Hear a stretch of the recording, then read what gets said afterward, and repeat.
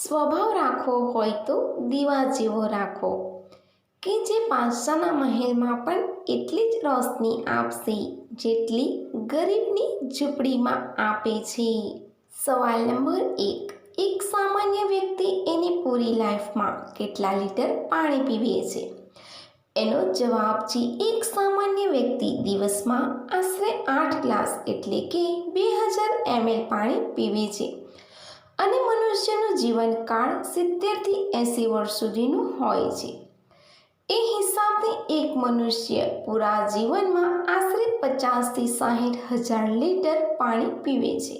સવાલ number 2. Plane ઉડાવવા માટે 1 કલાકમાં કેટલા લીટર તેલનો યુઝ થાય છે? એનો જવાબ છે એક સામાન્ય પ્લેન 900 કિલોમીટર પ્રતિ કલાકની ઝડપે ઉડે છે. તે દર સેકન્ડે 4 લીટર તેલ વાપરે છે.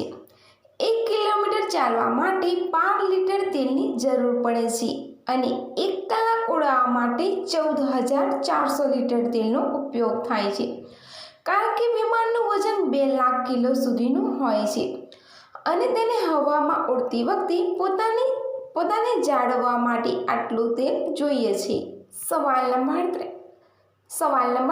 શું અંતરિક્ષમાં આપણે વાત કરી શકીએ છીએ?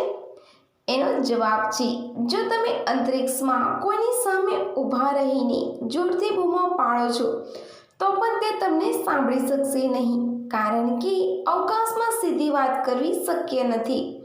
અવકાશમાં કોઈ માધ્યમ નથી, તેથી ધ્વનિ તરંગો મુસાફરો કરી શકતા નથી. અવકાશયાત્રીઓ વાતચીત કરવા માટે રેડિયો તરંગોનો ઉપયોગ કરે છે. સવાલ નંબર 4. કયા દેશમાં આજ સુધી ભૂકંપ નથી આવ્યો?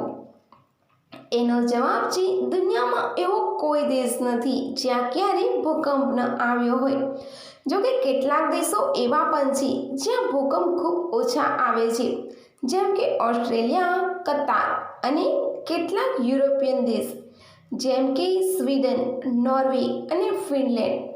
આ દેશો સામાન્ય રીતે ટેક્ટોનિક પ્લેટોથી દૂર સ્થિત છે, તેથી ભૂકંપની પ્રવૃત્તિ ઓછી છે. સવાલ નંબર 5. જલ્દી તૈયાર કરવા માટે કઈ જગ્યાએ અડવું જોઈએ? એનો જવાબ છે જેના ભાગમાં